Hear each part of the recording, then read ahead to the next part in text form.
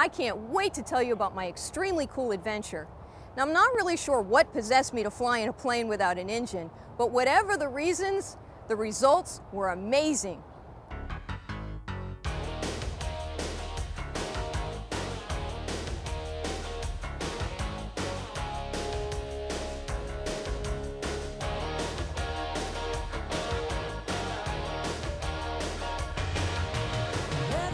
Heart-pounding excitement, gravity-pulling G-forces, the feeling of soaring freely.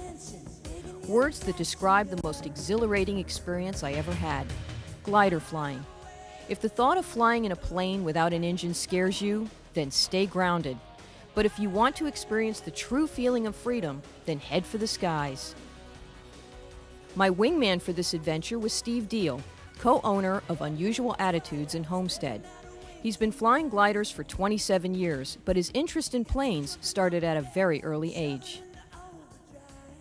I was interested in model airplanes as a kid growing up, and I went out to the airport to go skydiving one day with a friend and was unable to do that, so I took a glider ride and with a commercial pilot. And we did some aerobatics and just got interested in it from there, and I actually started my flying in a glider. It's my favorite type of flying. I started in the gliders, and from there I went on to be a flight instructor and a commercial airline pilot. And the thing I like about glider flying is it's unpredictable in a sense that you don't know the type of flight you're going to get, as opposed to airline type flying. It's very structured. The glider flying, you come out on any given day, and even within different hours of the day, you can get very different flight characteristics. To understand the magnitude of this experience, one must understand the concept of these soaring sailplanes. Take an engineless aircraft, attach it to a tow plane with a rope, climb to about 3,000 feet, then release and fly like an eagle, where nature is your only engine.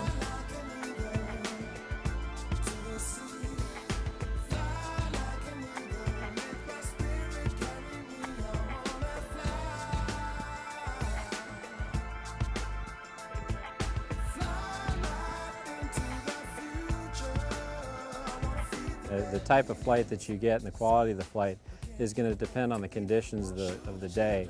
We generally like to fly in South Florida in the springtime, and shortly after frontal passage, after a cold front comes through, you get clear skies and unstable air, and that generally sends off a lot of thermals. And those are the best conditions to fly in.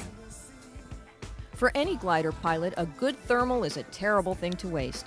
Thermals are generated heated air caused by the sun's uneven heating of the Earth's surface. This hot air rises up in a column and is typically what glider pilots look for to maintain their altitude. The way the glider operates, it descends at a rate of about 200 feet a minute. So if we can find air that's going up faster than 200 feet a minute, let's say it's going up 500 feet a minute, then that difference, the 300 feet a minute, would result in a climb. When we're out looking for thermals, a couple of signposts that we use, we'll use the clouds, because the top of the thermal, as the air comes up and cools down and condenses, forms a cloud. So we can look underneath clouds, and we can look at the different types of clouds to determine the strength and whether there's a thermal or not. But we also, one of our best indicators is just following the birds, because they're generally always in the strongest rising air. Oddly enough, birds have always been a source of inspiration for flight. In the early days of aviation, humans often tried to fly like birds to test their theories. This process was achieved using glider planes, something that was started by Otto Lilienthal and perfected by the Wright brothers. In the late 1880s, experiments with flight were conducted using gliders. Otto Lilienthal, a German engineer and pioneer of human aviation, was the first man to launch himself into the air, fly, and land safely using a glider made of peeled willow and cotton fabric. He went on to make over 2,000 flights from hilltops to prove his theories of flight. This inspired the Wright brothers to perfect the first powered flying machine. First flying was done in gliders, and they just adapted an engine to a glider frame in order to fly.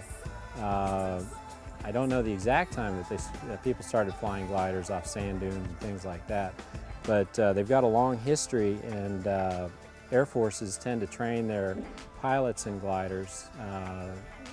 The German Air Force did it prior to World War II, and currently the U.S. Air Force Academy has gliders just like this that they train cadets in their initial pilot training.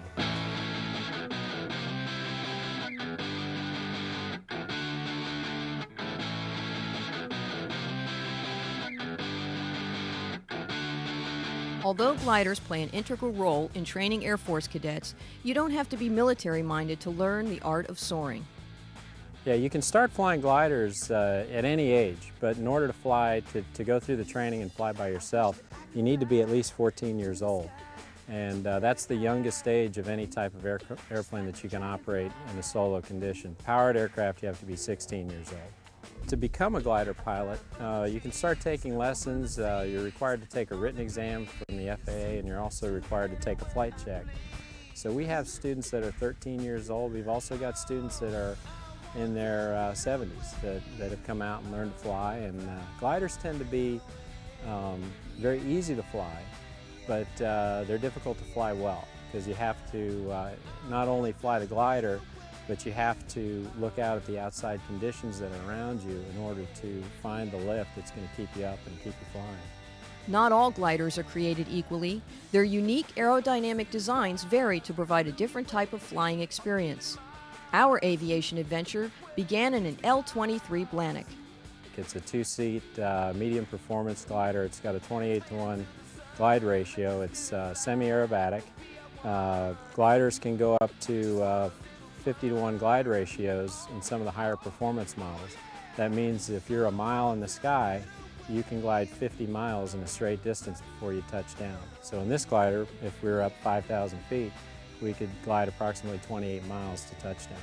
Although that sounds impressive, some records indicate pilots have flown as high as 40 to 50,000 feet and glide over 1,000 miles in mostly mountainous areas.